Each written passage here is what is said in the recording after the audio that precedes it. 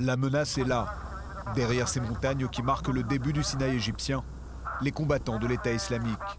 Nous sommes au large d'Eilat, à la pointe sud d'Israël, une station balnéaire dans le viseur de Daesh.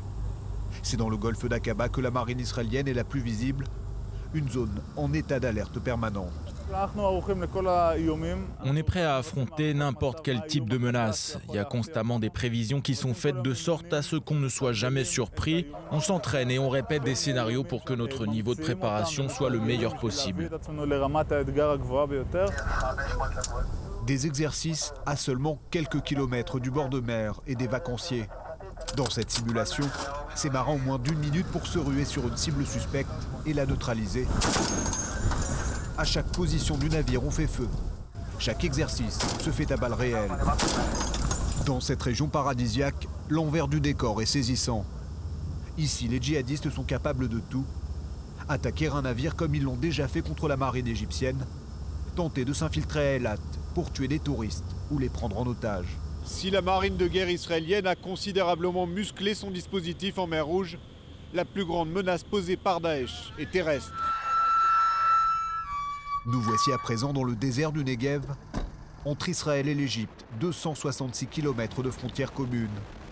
Une frontière protégée par cette immense clôture de sécurité. Sa construction a été achevée il y a 3 ans. Elle a été conçue pour stopper l'infiltration de clandestins africains et gêner celle de djihadistes. En août 2011, 7 Israéliens avaient été tués dans une triple attaque venue du Sinaï. Ici aussi, l'armée est sur le qui-vive, car les combats font rage de l'autre côté de la frontière. Chaque recoin du désert invite à l'embuscade. Ce n'est pas un ennemi qui est tout le temps visible. On entend souvent des explosions au loin, on reçoit des renseignements sur des attaques en préparation. Leur but, c'est de capturer un soldat israélien ou un civil, lui mettre un pyjama orange, puis lui couper la tête et le montrer au monde entier. Et pour repousser Daesh, ce sont des femmes qui ont été déployées, les combattantes de la brigade d'infanterie Caracal. Elles aussi multiplient les manœuvres. Voilà à quoi ressemblera un accrochage armé contre les djihadistes.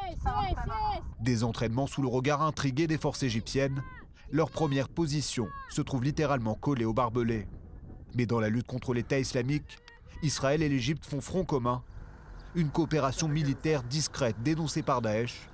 Son alibi pour attaquer très bientôt le territoire israélien.